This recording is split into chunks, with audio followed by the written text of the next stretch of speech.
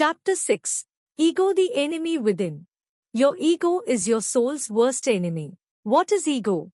The part of you that defines itself as a personality, separates itself from the outside world, and considers itself a separate entity from the rest of nature and the cosmos.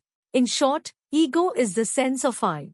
Originally, the word ego was used to mean a sense of self, but it also means a set of other functions such as judgment, tolerance, reality testing, control, planning, defense, synthesis of information, intellectual functioning, and memory.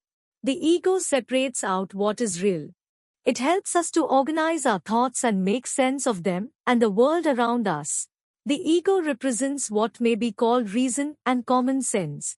The negative ego, the one that gets a bad name, is often called the negative ego. It is the part of us that creates a sense of separation between ourselves and others, that labels people and things as better than or worse than.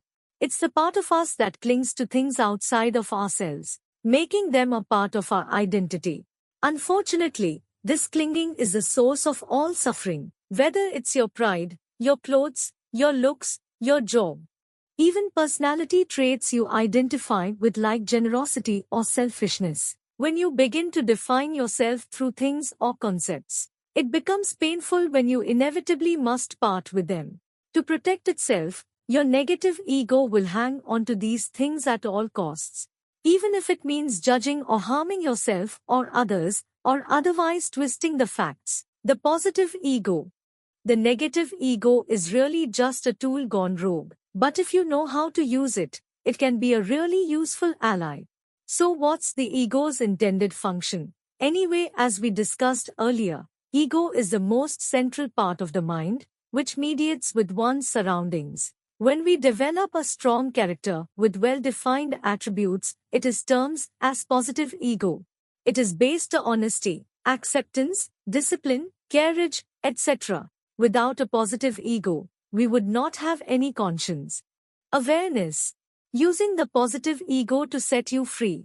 Here are some techniques you can use to get your ego working for you. Notice the negative ego. Knowing is half the battle. Start trying to catch your negative ego in the act of spinning tales around what's happening. Focus on the facts. Ask yourself, what's actually happening right now? Then ask, what if I let go of right, wrong, and good, bad? Use your positive ego on your negative ego. You can actually use the tactic of non-judging observation on your negative ego itself.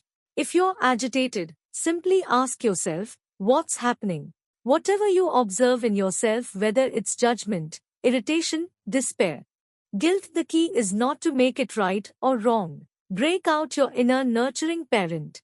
Imagine your negative ego is a young child that is frightened, insecure, or panicked. Give it some unconditional love and compassion. Things to remember. If you're a human being, you will have an ego. Your ego is a tool, like a piece of software, allowing you to interact with the world. It's how you make decisions, set personal boundaries, and maintain self-esteem. You take care of yourself, you feel good about who you are, and you stand by your values. These are signs of a healthy ego. Beware of monologue mode.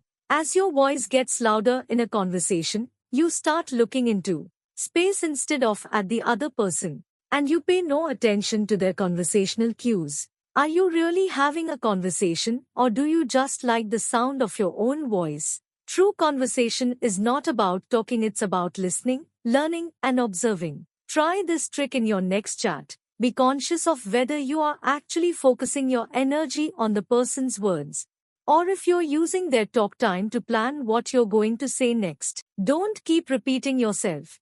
Do you really need to talk about the time you got stung by a scorpion for the 10th time? Just because one person in this room hasn't heard the story yet, doesn't mean it's really important to share.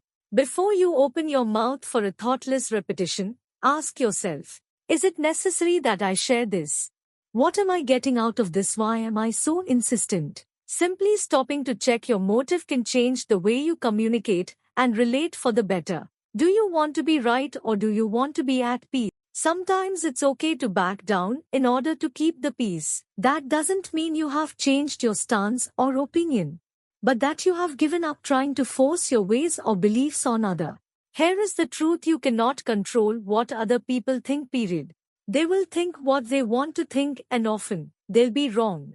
You can't let it get to you. However, if you feel your boundaries or principles are being violated, speak up.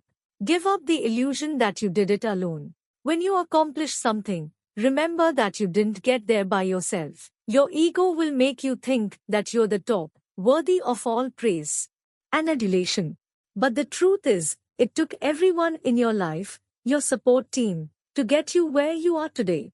Acknowledge them, be humble in your pride. It's the difference between being assertive and being self-opinionated. Being defensive.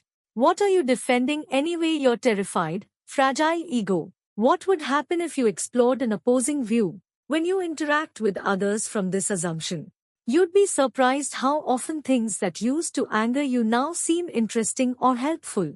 Withholding a reaction doesn't mean you're agreeing, it just means you're secure in yourself. Stop interrupting and listen. You don't always have to tell us what you think. Sometimes the strongest thing you can do is listen and observe. Remember, those who say, don't know, and those who know, don't say. Admit you're wrong when you really are. There is nothing worse than watching someone dig themselves deeper into a hole when they could simply apologize and be done with it.